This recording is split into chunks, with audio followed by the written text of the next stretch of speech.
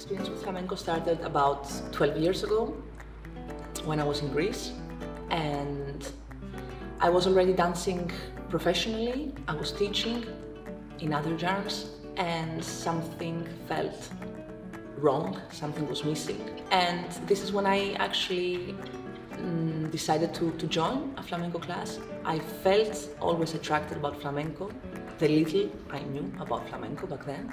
And that was it. I went to the first class of flamenco and it felt like home. Definitely the turning point for me was when I moved to Seville, when I took this decision. Without thinking it twice. I think it is important to feel it and taste it and see it first, and to be able to understand where it comes from and then try to find yourself in it somehow. Flamenco to me is my language. It has become my language through years. It's the way that I found to express myself in life.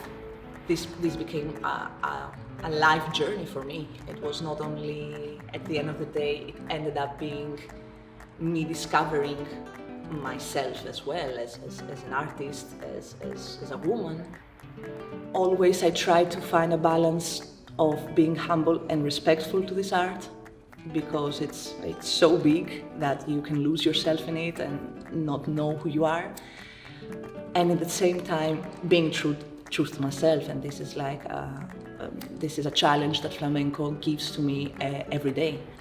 If I had to think and say one word when I think of flamenco, that would be life itself, like life in its essence.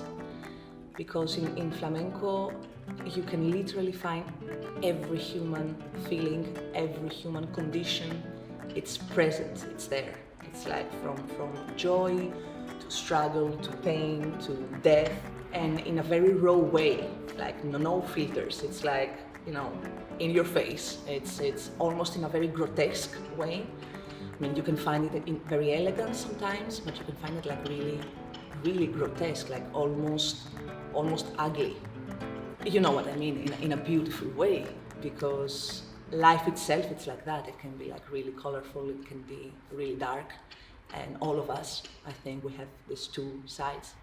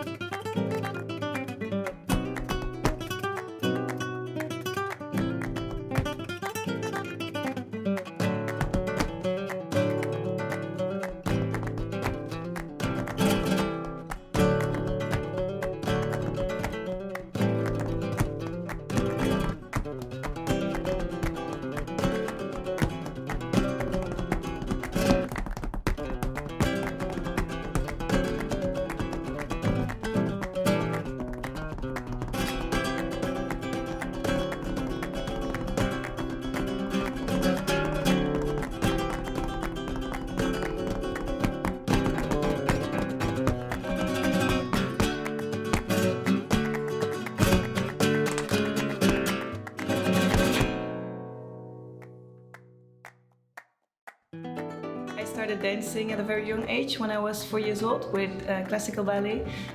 But then when I was around 9, my mother took me to flamenco classes. She also dances flamenco. And that changed the world for me. Since then, I never stopped dancing flamenco. It's not only movement. When I dance flamenco, I put my whole emotions, my whole body, everything into it, and that's when you can reach people, because I think only a movement, it's empty, but when you put yourself into it, that's what transmits the art to other people. And the thing of flamenco, what I like so much is it's when you are with more musicians, you're not alone, you're with more musicians on stage, you all feel the same energy, and that's what takes you up. And then sometimes you get to this point and it's like, wow, what happens here? And that feeling, it's not possible to recall it in another way. It's only there at the stage with all the musicians, and it's the feeling, it's like divine. Actually, most people also, especially of course here in Holland, a lot of people don't know flamenco.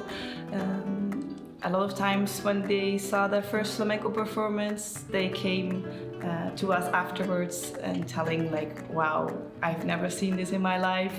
You really got to me. Even men who said they had to cry during the performance. And I think it's with flamenco you can really reach people, sometimes more than with other art forms, because it goes really deep. It tells everything you experience in life, and that's what you try to transmit with flamenco.